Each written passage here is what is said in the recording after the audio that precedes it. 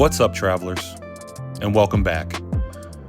You know, sometimes in life, you come to the realization that not everyone is going to like you. And that's a hard truth to swallow. Sometimes the dislike is direct. You feel it. You see it.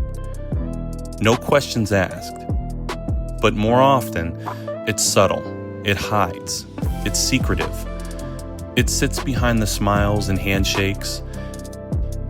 And it's the kind of hate you don't notice right away, but it lingers. And sometimes the hardest part is when it comes from the very people you wanted to like you the most. They'll present themselves as caring.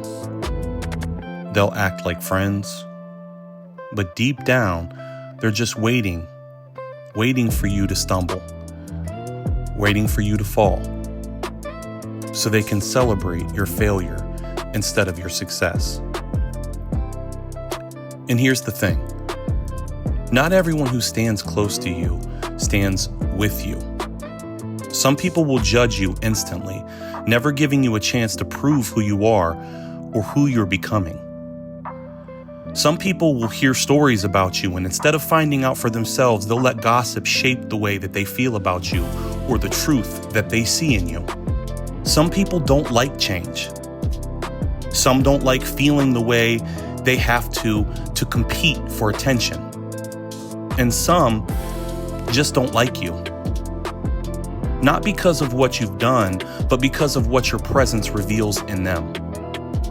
Your confidence might expose their insecurities. Your growth might shine a light on their stagnation. Your wins might remind them of their losses. And so they choose hate. The Bible calls them backbiters, or people who gossip, slander, or speak against you behind your back. Jesus himself warned us in Matthew 12:36 through 37. But I say to you that for every idle word men may speak, they will give account for it in the day of judgment. For by their words you will be justified, or by your words you will be condemned. So if their words cut you down in the moment, remember, every word is recorded. Every whisper is weighed, regardless of whether it's to your face or behind your back. Sometimes it's not just gossip. Sometimes people hold themselves as morally superior. They think their sins are smaller, lighter, less condemning. So they place themselves above you, looking down with an air of sophistication, labeling others as lesser, bad eggs, black sheep, or even not as Christian as me. But here's the truth. None of us stands taller than the cross. Not one of us. How can we even feel like the judgments of this world even matter when this world is the world that crucified a perfect human being? In his own circle, he had disciples that smiled in his presence, but struggled in their hearts. Peter, who swore he would never leave him, denied him 3 times. Thomas, who followed him, but doubted him. And Judas, we all know Judas, who sat at the table, dipped bread with him, and still betrayed him. Jesus knew their hearts, yet he didn't respond with hatred. He didn't spend his energy trying to convince them to love him.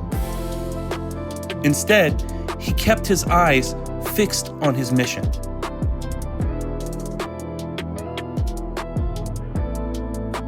So what do we do when people don't like us? When they gossip, slander, and even whisper behind our backs? Do we fight to prove ourselves?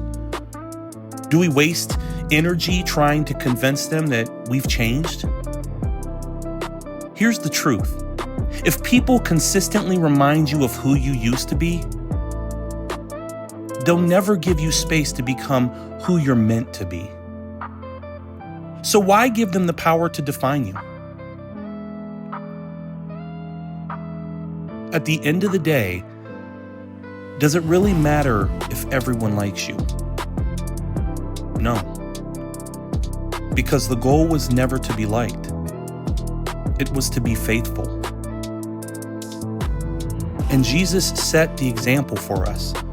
He loved Judas even when Judas was going to betray him and did betray him.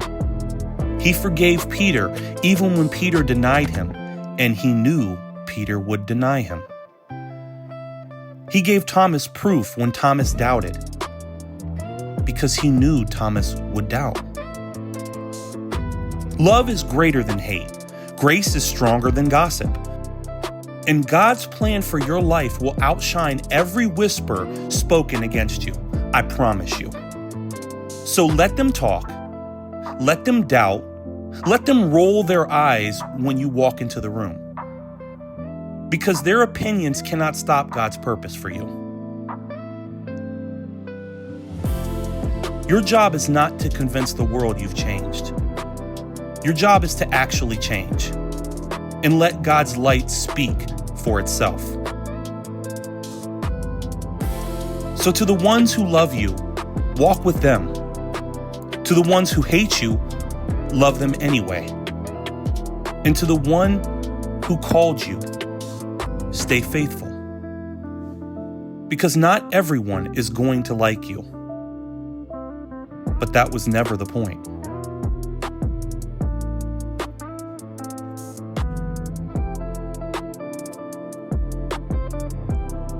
Thank you so much for watching this episode of Reflections. If you have any comments, cares, or concerns, or want to have me do a review of a video or react to something, please go in the comments below and let me know what I should be looking into. I just want to say thank you so much for taking time out of your busy day to watch this video and to give me some of your time, because I know time is very precious. It's very important that you know how important this is to me and how blessed I do feel to have your presence here. I do see our subscription counts are going up as well. So if you like what you're seeing here, and you like the message, or you like the music, or you just like my voice, weird though it may be, subscribe, or at least comment. And to those who have commented, I want to say thank you so much. It has been such a joy to be able to respond to you folks down in the comments. I see the Book of Eli video really looks good right now. Thank you so very much again for your time. And I can't wait to talk to you folks again on Monday. Have a blessed weekend.